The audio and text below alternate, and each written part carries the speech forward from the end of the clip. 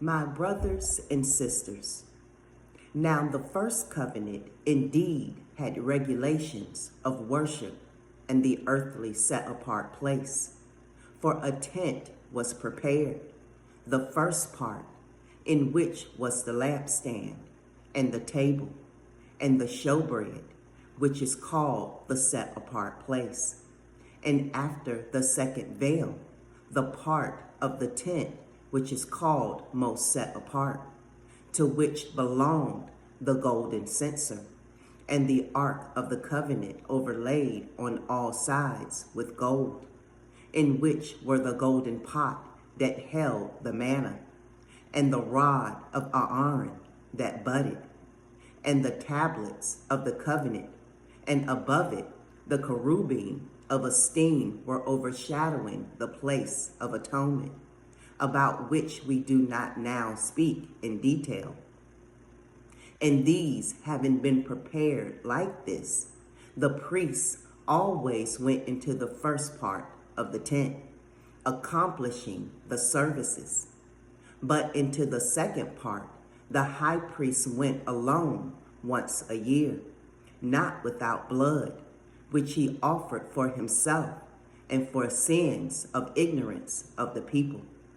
The set apart spirit signifying this, that the way into the most set apart place was not yet made manifest while the first tent has a standing, which was a parable for the present time in which both gifts and slaughterings are offered, which are unable to perfect the one serving, as to his conscience, only as to foods and drinks and different washings and fleshly regulations imposed until a time of setting matters straight.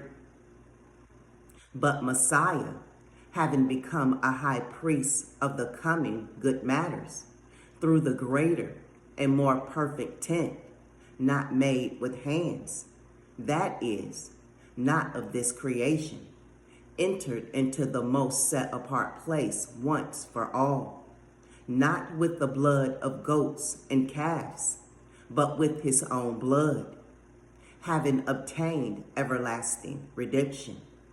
For if the blood of bulls and goats and the ashes of a heifer, sprinkling the defiled, sets apart for the cleansing of the flesh, how much more shall the blood of the Messiah, who through the everlasting Spirit offered himself unblemished to Elohim, cleanse your conscience from dead works to serve the living Elohim. And because of this, he is the mediator of a renewed covenant, so that death, having taken place for redemption of the transgressions under the first covenant, those who are called might receive the promise of the everlasting inheritance.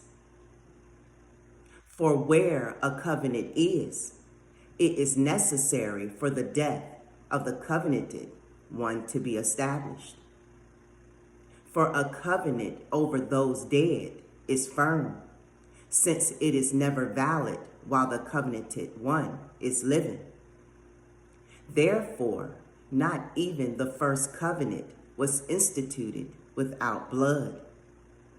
For when, according to Torah, every command had been spoken by Moshe to all the people, he took the blood of calves and goats with water and scarlet wool and hyssop, and sprinkled both the book itself and all the people, saying, "This is the blood of the covenant which Elohim commanded you." And in the same way, he sprinkled with blood both the tent and all the vessels of the service. And according to the Torah, almost all is cleansed with blood, and without shedding of blood, there is no forgiveness. It was necessary, then, that the copies of the heavenly ones should be cleansed with these, but the heavenly ones themselves with better slaughter offerings than these. For Messiah has not entered into a set apart place made by hand, figures of the true, but into the heaven itself, now to appear in the presence of Elohim on our behalf.